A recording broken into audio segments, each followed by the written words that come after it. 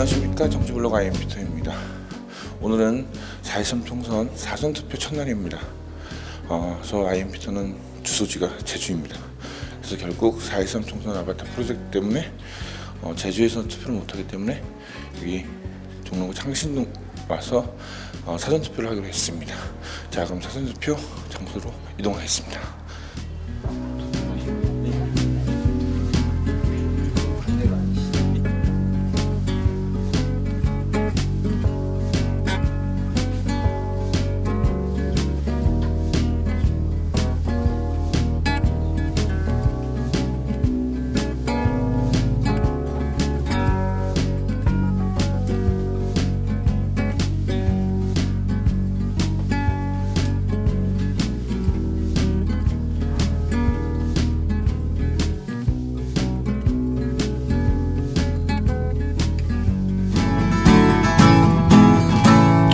어, 19대 선거 때는 이제 제주도에서 우리 아내와 함께 투표를 하러 갔습니다.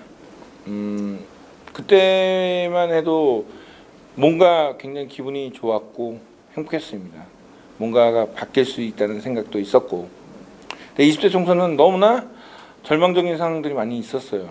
그래서 취재를 다니면서도 야, 이거 이러다가 정말 뭔가 안 좋을 수도 있는데 또 어떤 면에서 또 희망도 봤어요. 그래서 개인적으로는 20대 총선이 과거의 모든 선거의 집약이 아니냐는 생각이 좀 들었어요. 그래서 뭐 북풍이나 그다음에 읍소 작전이나 그다음에 야권 단일화의 그 정말 최정점에 있죠. 여러 가지 이제 정당들이 많이 분리가 됐으니까는. 그러니까 이 모든 것들이 제발 20대 총선이 좀 끝났으면 하는 마무리되는 선거였으면 좋겠다는 생각을 개인적으로 하고 있습니다. 솔직히 말씀드리면 4년 전에 총선 때는 19대 때는 제가 한국에 없었어요. 그렇기 때문에 투표를 못했어요. 그때는 이제 밖에 좀 돌아다니고 뭘 해야 될지 고민하는 시기여가지고 투표를 못했는데 밖에서 그래서 바라봤죠. 아, 한국이 이렇게 돌아가는구나. 근데 내일이 아니라는 생각이 더 컸어요. 그러니까 한국이 물론 관심은 갖고 있었지만, 정치에 관심이 있으니까 관심은 갖고 있었지만, 그래도 거리두기를 해가지고 나한테 직접적으로 피부에 와닿지 않은 경험이 더 컸는데, 이번 20대는 확실히 뭐랄까요, 피부로 와닿는 정치, 그리고 이번 투표를 통해서, 선거를 통해서 내 생활이 정말 크게 영향을 받을 수 있구나, 그런 거를 직접적으로 느끼고 있죠. 우리가 아무렇지 않게 생각하는 이 투표와 선거가, 예를 들어서 한 사람을 잘못 뽑았을 때, 한 사람을 제대로 뽑았을 때 정말 큰 영향을 미친다는 거예요. 단순히 나비효과가 아니라 정책 하나가 제대로 나오면은 아이들의 무상급식이 만들어지고 청년들의 복지수당이 생기고, 이런 금액들, 실질적으로 나에게 다가오는 정책들이 내가 무언가를 꿈꿀 수 있고 무언가 해볼 수 있는 용기가 된다는 거예요. 이게 비단 청년뿐만 아니라 우리 아버지 세대, 66세인 우리 아버지가 새로운 걸 도전할 수 있는 정책적인 금액들, 실질적인 돈 20만 원, 30만 원이 이런 후보자들의 공약을 통해서, 이번 총선을 통해서 발현될 수 있고 실현될 수 있다는 거예요. 그렇기 때문에 이게 바로 생활 속의 정치고, 우리가 한 명 한 명 더 꼬집으면서 그 후보자들을 직접적으로 확인해야 된다는 그 필요성이 있다는 거죠. 이번 20대 총선에서 사람들이 투표를 가장 하는 큰 이유는 뭐냐면은 정당이라고 저는 생각해요. 이게 뭐냐면 정치 공약이나 경제 민주화는 큰 이슈가 없었어요, 지금. 그러면 이제 정당에 따라 이제 가는데, 이 정당에 따라 가는 게 많이 바뀌었다는 거죠. 소수 정당에 대한 지지 세력도 좀 많이 늘어났고, 그 다음에 야당이지만 야당도 또 분리되어 있는 상태고, 또 새누리당을 지지했지만 새누리당의 그 모습 때문에 또 이 새누리당을 떠난 사람들도 있고, 그래서 이 정당의 이합 집산이나 정당에 대한 마음 흐름에 따라서 이번 선거가 많이 바뀔 것 같아요. 본인은 그러면 어떤 기준으로 정당, 인물, 정책 이런 것 중에? 저는 아무래도 정당입니다. 왜냐면은 저는 후보자들의 정책이나 공약을 믿지 않습니다. 특히나 제가 사는 지역구의 후보자의 공약은 제가 검증해 본 결과 뻥 공약이 50%입니다. 그러니까는 새누리당 후보들도 대부분 더불어민주당 사람들 같지만은 타당성, 경제성 조사를 제대로 하고 낸 공약이 별로 없어요. 그 때문에 부실 공약들이 많기 때문에 그 공약을 어떻게 믿고 가겠어요. 공약보다는 사실은 이제 정당인데, 정당에도 이제 두 가지가 있습니다. 그러니까 인물을 뽑는 정당에는 사실 어떤 그 힘 있는 정당, 뭐 좀 이 사람을 찍어줌으로써 내가 뭔가 얻을 수 있는, 이용해 먹을 수 있는 정당인가 하면은 그 정당 투표는 순수하게 앞으로를, 그러니까 저는 예전에 이제 사표라는 얘기를 많이 썼어요. 죽음표라는 얘기를 많이 썼는데 정당, 소수 정당, 뭐 제가 당연히 소수 정당 이제 투표를 하려고 생각을 하고 있겠죠. 어느 정도 될지 모르겠지만 사표라는 말이 지금은 죽음표가 되겠죠. 하지만 이것들이 하나하나 뭉쳐서 결과로 나왔으면은 이제는 다음엔 좀 될 수 있다는 희망을 갖게 된다고 생각을 해요. 그러니까 죽음표가 아니죠.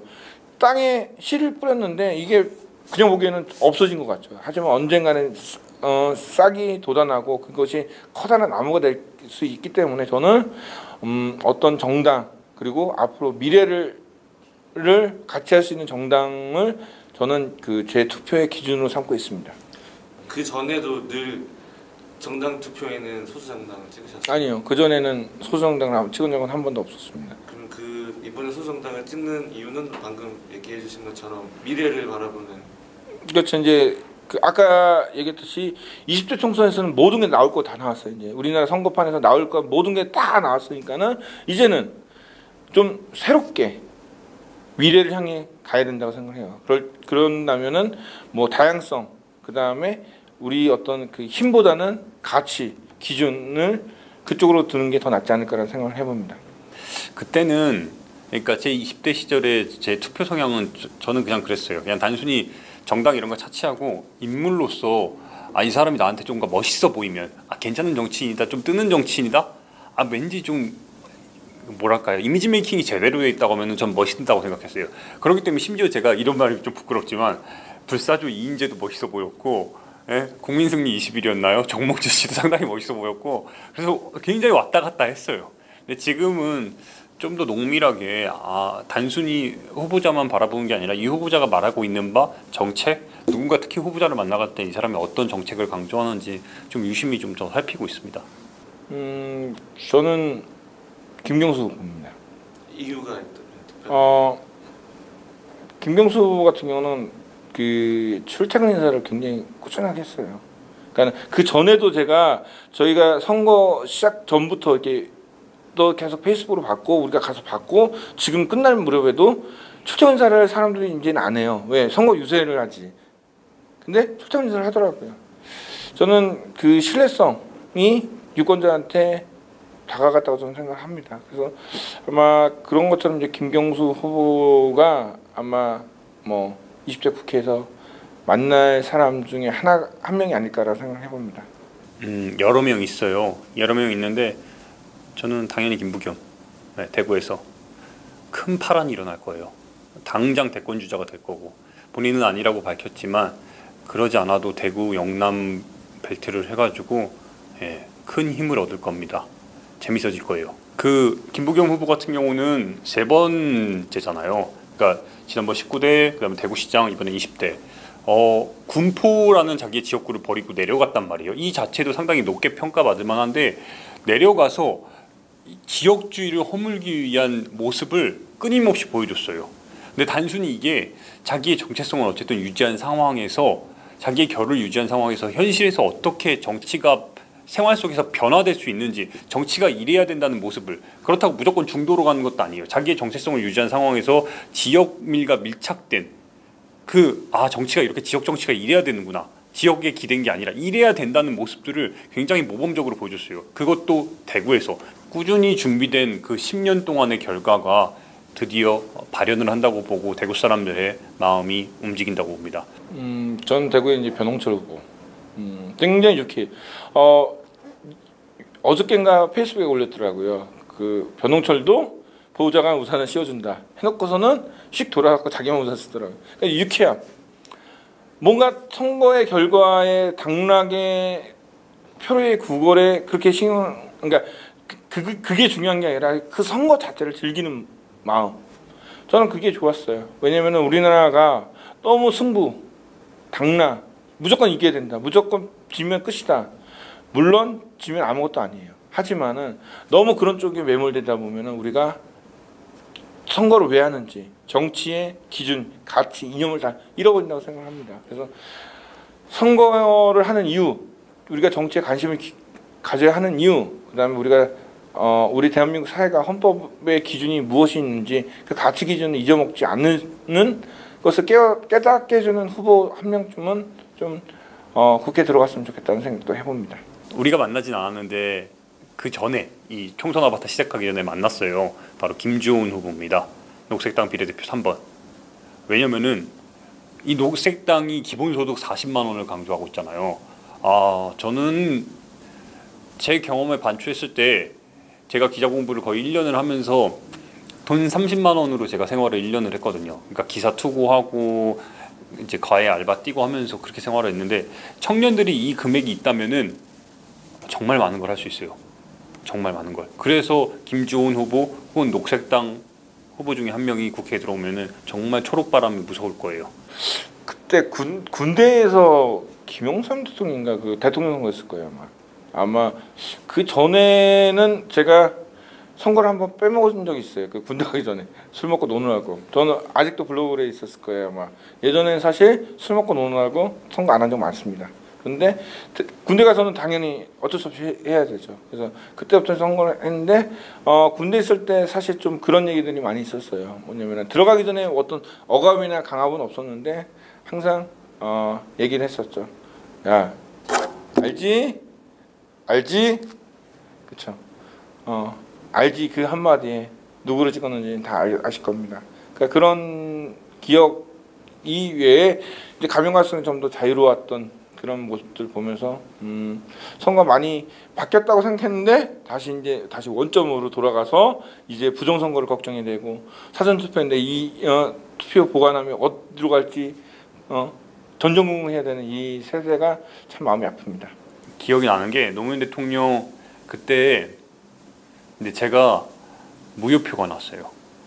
대학에서 그때 학교에서 막 학내에서 투표 막 사전 투표 많이 해야 된다 그래가지고 그 투표의 개념을 잘 모르는 상황에서 도장을 찍고 이렇게 뭔가 해야 되는데 그냥 동글뱅이를 쳤어요. 그냥 펜을 꺼내서 첫 투표 아직도 기억이 나요. 동그라미를 쳤어요. 굉장히 혼자 바보 같았어요. 근데 어쨌든 전 투표는 했습니다. 노무현 대통령. 저는 아직 가장 잊혀지지 않는 선거는 2012년 선거죠.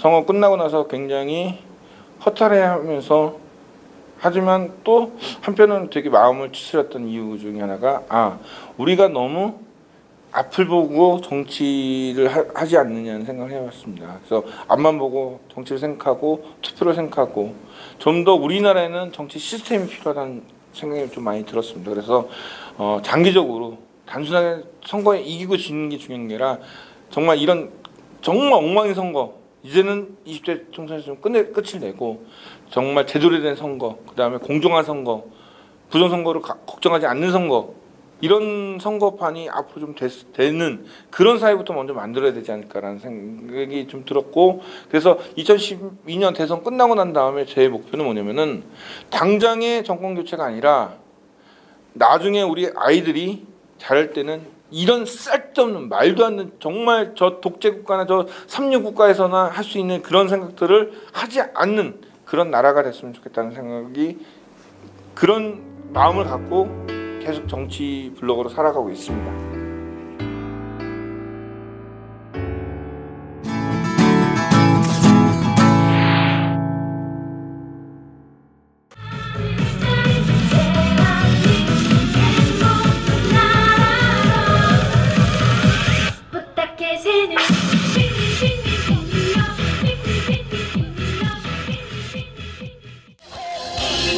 호영이 달린다 서민 위에 달려간다 2호 호영이 달린다 춘천 위에 달려간다.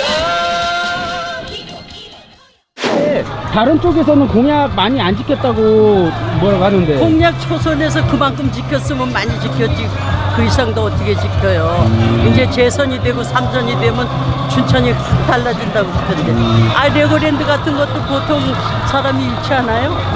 그러니까 이번에도 1번 찍으실 거예요? 그럼요. 이번에도 김진태 당연하죠. 네. 글쎄요, 막말이 아니고 저는 맞는 말이라고 생각합니다. 맞는 말을 하니까 거기에 대해서 할 말이 없는 사람들이 저를 자꾸 막말로 몰고 가는데 이제 자꾸 그렇게 하지 말고 이런 좀 국가 위기 상황에서 할 말은 꼭 하는 그런 소신파가 오히려 더 필요하다 이런 생각입니다.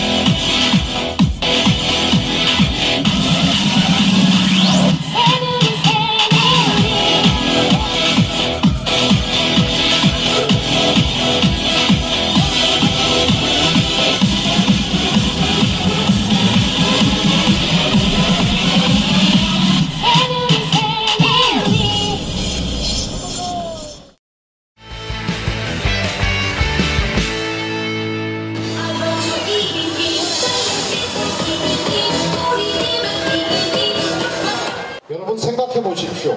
김대중 대통령이 발탁해서 청와대로 노무현 대통령으로 대통령이 바뀌었는데 노무현 대통령이 또 발탁해서 부패방지위원회와 법무부로 정권이 바뀌고 여야가 뒤바뀌었는데 이명박 대통령 취임하고 또 조응천 불러서 국정원으로 박근혜 대통령이 취임했는데 김대중 노무현 이명박 정권에서 부른 조응천을 또 불러서 공직기관 비서관을 맡겼습니다. 어마어마한 중책입니다. 왜 자영업자 그 강조하셨어요? 거기다 직업란에? 아니 직업이란 거는 현재 뭘 하느냐가 직업이잖아요. 강조한 게 아니고 팩트지 팩트. 사실대로 얘기를 한 거죠. 그러니까 그렇다고 제가 뭐 정당인 한 달밖에 안 됐고 지금 하고 있는 게 그건데 뭐. 예, 팩트. 아니, 그래도 검사, 그건 전직. 바람이 분다 바람이 불어 나면 그 평소에 재민이 때문에 신발만 분다 벌써 좋네 아 좋네 이번이요 독수리 재민이로구나 별내서 오고 진접선 왔네 교통이 확 풀렸네 남양주에서 서기 10분 벌써 좋네 아 좋네 이번이요 독수리 재민이로구나. 네, 이렇게 여론조사 결과가 이렇게 발표가 안 되고 있어요. 여기는 의미가 없다고 보는 것 같아요. 아니 왜요? 왜냐하면 갑이나 을은 이제 지역구가 이렇게 원래 있던 건데 여긴 쪼개진 게 들어와서 표심이 아직 정리가 안 됐다고 보는 거예요. 그렇죠. 자체적으로 이렇게 좀 확인하셨을 거 아니에요? 일단 도농동 아주 좋습니다. 그리고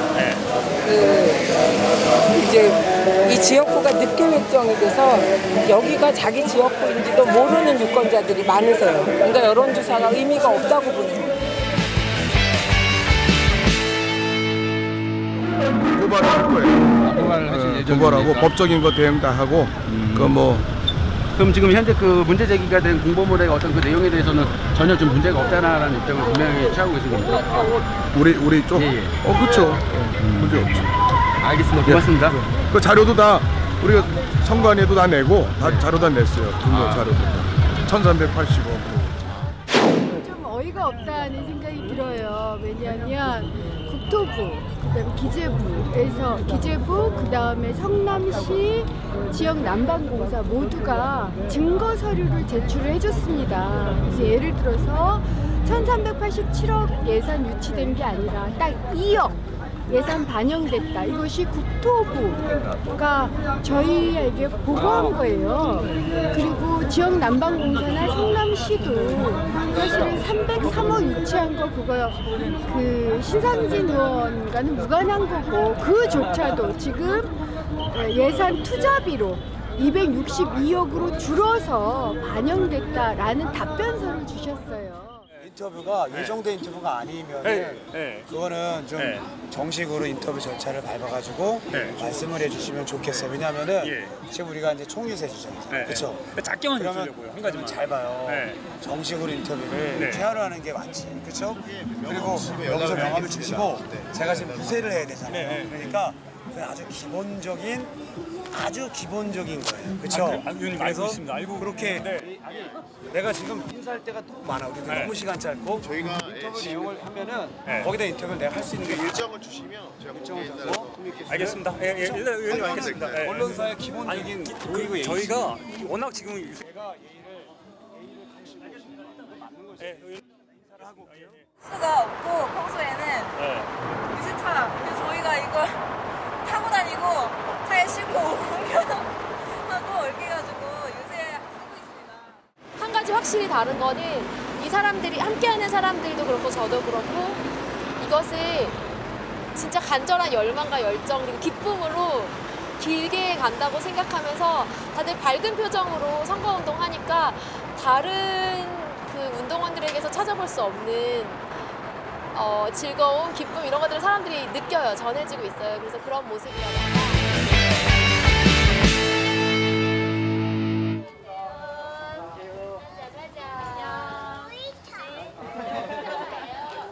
공당이기 때문에 대표가 어떻게 바뀌더라도 공당에 책임 있는 자세는 지난 시기에 그것을 그대로 유지하거나 변화시키거나 발전시키는 겁니다. 그런데 별 말이 없고 뭐 그래서 실무 접촉은 해왔어요. 그 야권연대라는 정신을 살려서 논의를 해보자 이렇게 해서 거기서 교섭 대표를 격상시켜 줄 것을 요구했고 우리도 격상을 시켜서 제가 나가서 야권 승리를 위한 이 연대를 논의했는데 그게 안 돼버렸잖아요. 그쪽에 일방적으로. 굉장히 모멸감을 많이 느꼈고 논의하고 있는 과정에서 논의 대상 지역들에 대해서 일방적으로 공천하고 경선을 발표해버리고 그랬기 때문에 협상 대표로 참여했던 제 입장에서 보면 대단히 모욕적인 것이지 않겠습니까? 모든 조건 붙이지 않고 어떤 조건도 붙이지 않고 오직 야권 단일화를 통한 새누리당의 심판 이 하나만 보고 또 지역 주민들의 60%에 이르는 의견들이 그런 것을 바라고 있고 그러시기 때문에 1,400명 가까이 참여한 시민투표에서 오세훈 씨가 우리 누구냐 김무성, 나경원, 김진태, 김을동, 윤상현에서 7등을 했습니다. 불명예죠. 그래서 여기에 오게 됐고 낙선운동을 호소하는 선관위가 아무것도 못하게 하기 때문에 거기 항의를 하면서 한편으로는 현행 선거법에서 허용된 기자회견을 통해서 낙선 취지를 알리고 이렇게 후보자에게 항의의 뜻을 전하는 사실 사퇴하면 제일 좋은 것이거든요. 저는 뭐 오세훈 후보하고 공정한 경쟁을 한판 하고 싶어요. 그래서 이제 정책과 또 과거의 행적, 특히 정치인은 과거에 어떤 직에 있을 때 무슨 일을 어떻게 했는지 실적이 있는지 과가 있는지 공과를 제대로 따져야 된다고 봐요. 그래서 철저하게 좀 검증을 했으면 좋겠는데 뭐 토론도 별로 없고 또 인터뷰도 잘 응하지 않는다고 해서 내가 나 혼자 인터뷰를 두어 군데 하긴 했어요. 그쪽에서 응하지 않는다고 해서 그러긴 했는데 전체적으로 검증이 좀 소홀한 것 같아서 안타까운 마음이 있죠. 이미 진보정당이 의회 내에 들어가 있는 정당이 있죠. 정의당이죠. 하지만은 지금 현재 19대 국회가 정의당을 통해서 뭔가 돌파구를 마련하고 있느냐 봤을 때에는 사실 진보정당 지지자들 분들 입장에서 봤을 때에는 정의당이 보여주고 있는 모습이 상당히 실망스러운 모습들이 많이 있거든요. 이번 선거에서 더더욱 그런 실망들을 얘기하시는 분들 많이 계시고요. 그렇기 때문에 사실 어떤 빅텐트나 이런 것들 자체가 뭔가 돌파할 수 있는 해결책이라고 생각하지 않고요. 빅텐트 이전에 각각의 정체성을 정확하게 확인하고 그리고 유권자가 그 정체성을 정확하게 선택할 수 있게 만드는 것이 이후에 그 새로운 정치가 싹틀 수 있는 씨앗을 살리는 길이라고 생각합니다. 한국은 선거연합이라는 게 제도적으로 인정이 안 됩니다. 근데 많은 나라에서는 선거연합이 제도적으로 인정이 됩니다. 제도적으로 인정이 안 되다 보니까 사실은 말씀하신 그런 것들이 현실적으로 어려운 상황들이 있습니다. 그래서 저는 이번 총선을 통해서 녹색당이 원내에 진입하면 이런 선거제도 개혁이 정말 절실하게 필요하다고 봅니다. 선거제도 자체를 연동형 비례대표제라고 하죠. 득표율에 맞춰서 의석을 배분하는 구조를 바꿔야 되고 그다음에 많은 나라들이 하는 것처럼 선거연합을 인정해줘야 됩니다. 지금처럼 이렇게 왜곡된 방식으로 후보 단일화 하는 것은 사실 정상적인 방법이 아닙니다. 후보가 나왔다가 뭐 여론조사를 해가지고 사퇴를 하고 이런 건 사실 어느 나라에서도 볼 수 없는 정치 방식이거든요. 보다 일반적인 방식은 선거연합인데 그건 제도적으로 인정을 받아야 됩니다.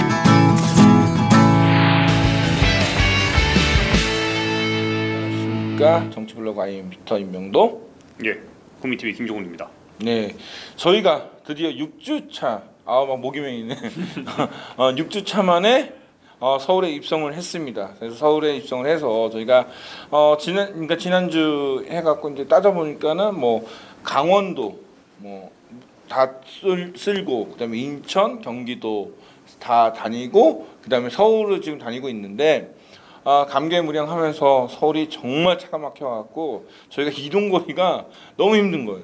그러니까 한 군데 취재를 하고 어딜 가야 되는데 차 때문에 차가 막혀갖고 뭐 도저히 못 가갖고 그래서 오늘 같은 경우도 저희가 이제 녹화를 하는데 이쪽에 다 녹화를 하면은 취재가 안 돼갖고 이제 길바닥 저널리스트는 지금 취재를 하고 있는 중이라서 함께하지 못했습니다. 미리 양해 말씀드립니다.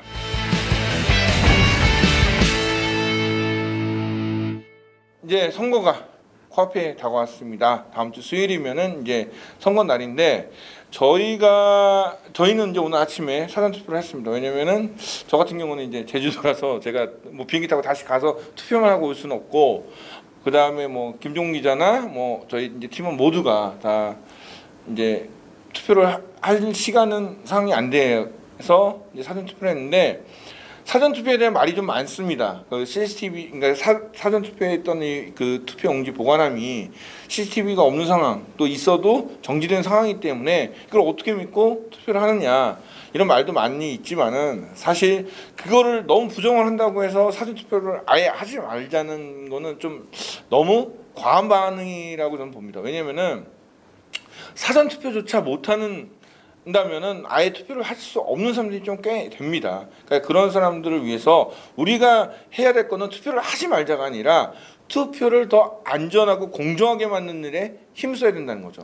제가 볼 때 저도 선관위가 정말 잘한 일 아무것도 없다고 보는데 이번에 국회의원 20대에서 이 사전투표 정말 이거 하나 해놓은 거 이거는 칭찬해줄 만하다고 저는 진짜 높게 봅니다. 그렇죠. 사전투표 제도는 좋은 거예요. 그런데 사전투표를 하는 공정한 그런 과정과 그 중립성 그리고 보안 등 이런 것들은 철저히 더 해야 될 필요성이 있죠.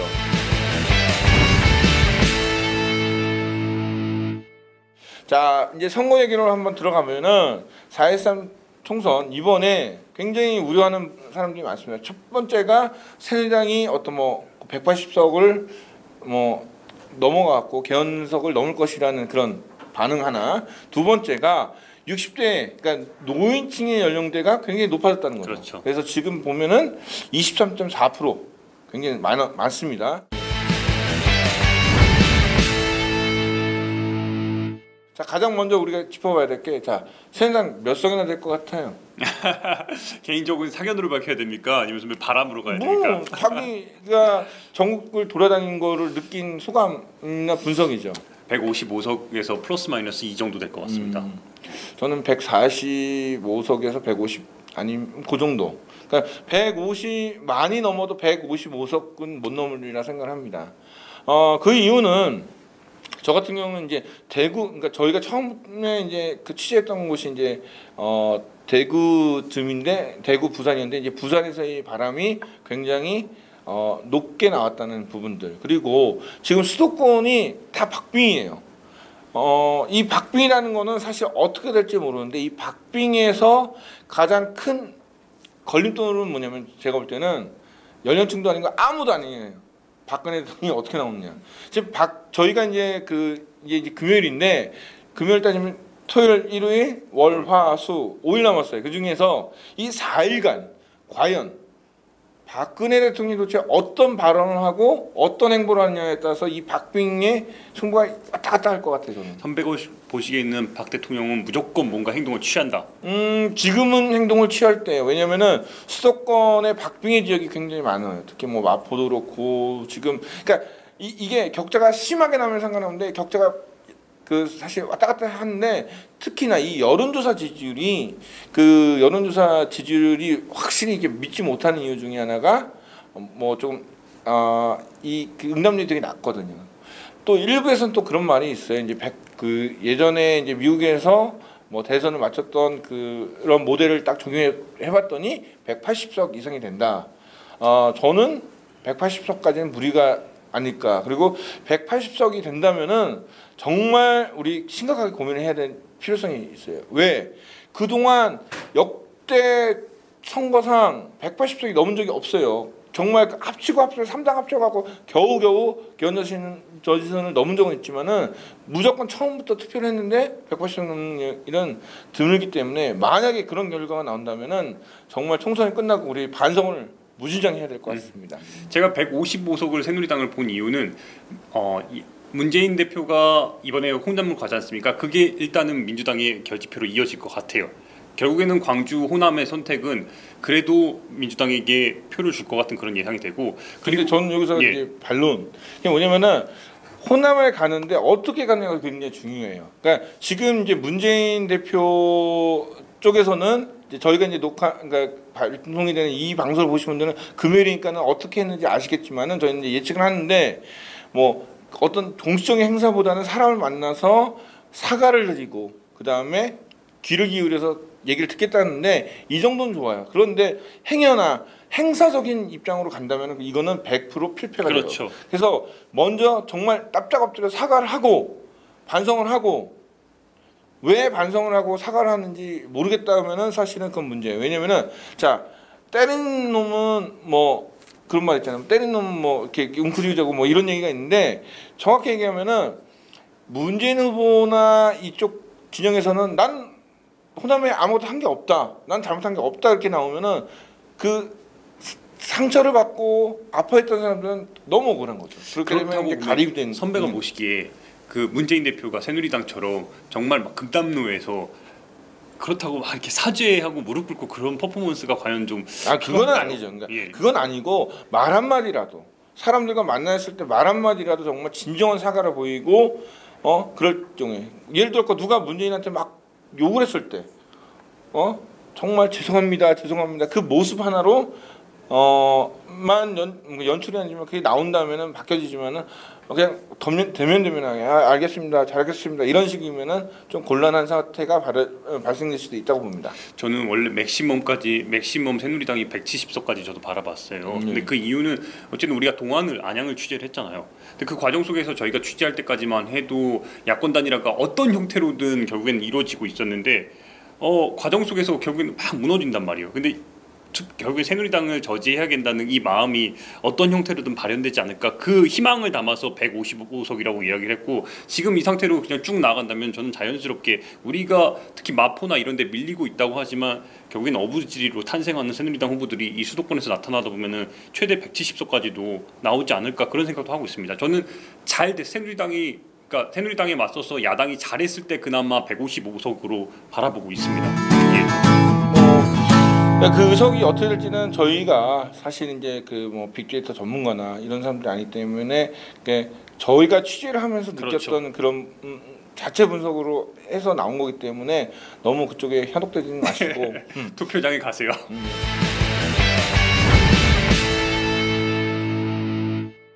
자, 우리가 지금 연령대에 대한 얘기도 한번 더 해보면은 지금 연령대에 대해서 굉장히 걱정하는 사람들이 많아요. 근데 반대로 얘기하면 제가 볼 때는 이제 55년, 57년생 이게 베이비 부머 세대가 있는데 이 사람들이 어떤 사람들이냐면은 사실 이제 민주화 투쟁을 했던 사람들이에요. 넥타이 부대 이런 사람들이 이제 60대로 이제 진입을 하는 건데 이제 두 가지 하나는 우려가 있어요. 우려와 걱정되는데 우려는 뭐냐면은 나이를 먹으면 먹을수록 보수화되는 경향이 있다는 거 하나. 두 번째는 그래도 그 사람들이 자기가 어떻게 싸웠냐는 그런 마음이 있기 때문에 저 가슴 밑바닥 하나에서는 어떤 타오르는 불길이 있을 거라고 저는 생각해요. 그래서 이거를 살려줘야 돼요. 그러니까는 이 여당의 입장에서는 이것들을 죽이려고 하는 거고 야당의 입장에서는 이것들을 살려줘야 되는데 이 살려주는 것들이 뭐냐면은 단순하게 정권 심판 이런 게 아니라 우리의 보수화된 사람들에게는 안정감을 주고 그러니까 나의 삶에 대해서는 안정감을 주고 사상으로서는 어떤 투쟁과 심판할 수 있는 그 어떤 투쟁의 불길을 솟아올 수 있는 기름을 좀 부어줘야 된다는 거. 이 투쟁을 가야 되는데 이게 참 야당이 잘 제대로 하는 것 같지는 않습니다. 그럼에도 불구하고 선배 지역에서 우리가 만났던 몇몇의 야당 정치인들은 그래도 좀 보여주고 있는 사례가 좀 있었잖아요. 네, 그렇죠. 이제 뭐 배재정론의 현수막이라든지 전재수, 뭐 김경수, 그러니까 특히나 김경수 같은 경우는 굉장히 성실해요. 그러니까 그 사람의 성실성을 보면서 아 나는 정말 이런 사람이면은 당선될 수도 있겠다는 정말 가능성이 높아졌던 게 단순히 어떤 정당과 이념이 아니라 정말 성실함을 통해서 그 사람이 지역 유권자한테 신뢰를 줬다는 거죠. 신뢰. 그게 하루아침에 된 건 아니기 때문에 그것들을 좀 다른 후보자가 좀 배워야 될 필요성이 있습니다.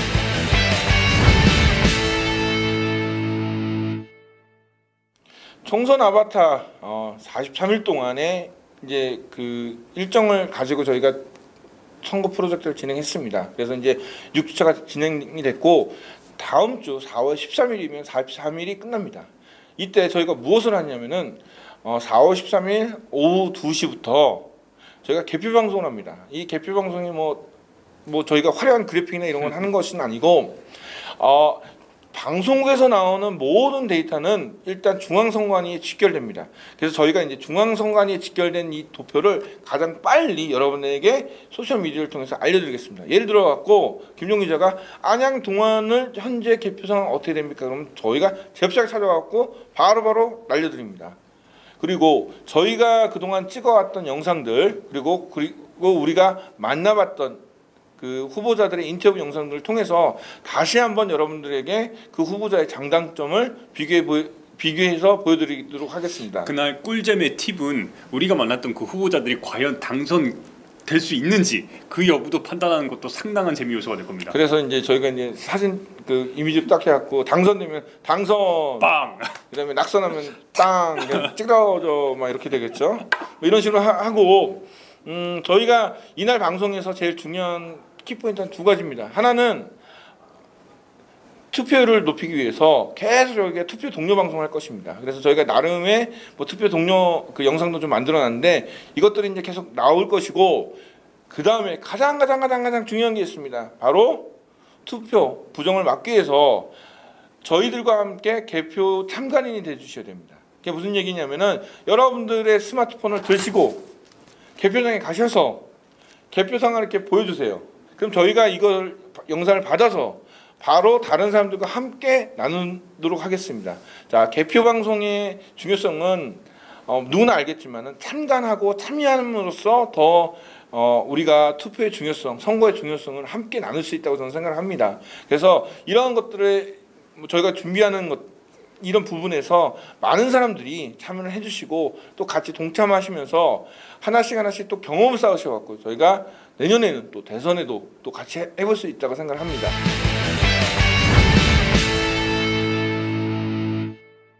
저희가 참여형입니다. 선거는 항상 우리가 그 축제라고 이야기하잖아요. 우리 시청자 여러분과 저와분 여러분들이 우리 방송에 함께 참여할 수 있도록 여러 방안을 지금 강구를 하고 있어요. 그 중에 하나가 바로 투표율 맞추기입니다. 단순히 50%, 60% 최종만 맞춘 게 아니라 2시까지의 퍼센트, 3시까지의 퍼센트, 4시까지의 퍼센트 요거를 실시간으로 맞추시는 분들에게 저희가 소정의 기프트콘 뭐 500원짜리가 될지 1000원짜리가 될지 모르겠습니다. 저희가 이제 남아있는 취재 예산이 없기 때문에 그리고 이런 것도 있겠죠. 맞춘 사람한테 제가 맞췄으니까는 내가 쏘아주겠다 뭐 이런 경우 그런 후원들도 저희가 많이 받고 서로 이제 품앗이도 하니까는 이런 투표율 공약 그 다음에 최종 투표율 맞추기 또 당선과 낙선 이런 부분들도 예측해보고 하면서 서로 함께 얘기를 나누고 그러니까 저희 방송은 사실 많은 사람이 보는 방송은 아닙니다. 하지만 단 100명이 보더라도 이 안에서 같이 서로 재미있게 선거를 즐길 수 있는 방송. 자, 우리가 월드컵 때 같이 10명이 5명이 모여서 그 경기를 즐기다 보면 재밌어졌지 않습니까? 저희는 또 총선 아바타 팀과 함께 투표 개표 방송을 하면서 같이 즐겼으면 좋겠습니다. 저는 끝으로 한 가지만 저도 말씀드리고 싶은 바는 뭐냐, 지금 우리 방송을 보다가 그날 투표 선거날 그냥 카메라 들고 나가세요. 현장에 가서 그 현장의 그림들이 어떤지, 투표장이 어떤지, 사람들의 줄은 얼마나 섰는지 그거를 저에게 말씀을 주세요. 그러면 그것이 날 것 그대로 여러분들의 목소리를 통해서, 우리들의 목소리를 통해서 방송으로 나갑니다. 4.13 총선 불과 며칠 남지 않았습니다. 여러분들이 이번 투표 정말 잘해주셔야 됩니다. 왜냐하면 내년도 대선도 있고 내후년 지방선거도 있습니다. 여러분들이 투표율을 잘해주셔야 우리 애소더와 요도리가 잘 삽니다. 여러분들의 아들, 딸이 잘 살 수 있는 사회를 만드는 거 바로 우리 어른들의 몫이라고 생각합니다. 선배, 저도 결혼하고 싶어요. 투표 잘해서.